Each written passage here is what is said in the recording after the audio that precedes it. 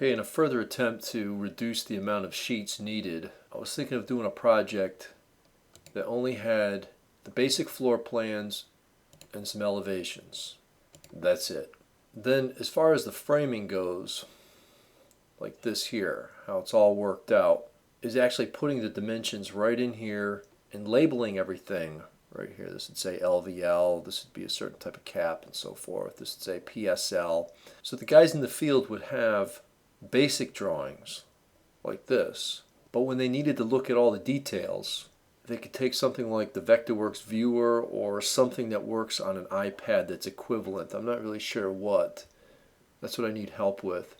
And they'd be able to go through some saved views that I have already saved up for them, so they can go to they'd go to framing, and then they could zoom around in the framing and actually see how it all goes together and how certain things work out, instead of having to call me and try to get me to answer questions. So the goal would be to get more and more away from sheets, ideally to have all the dimensions and labeling right in the model like this. They can go to footing when they want to build the footing, and this would have all the necessary dimensions, vertical and horizontal.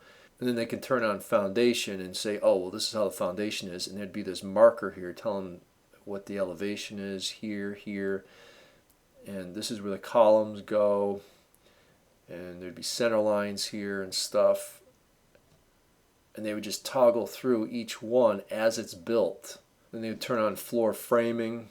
Of course, I gotta get this wall framing in there.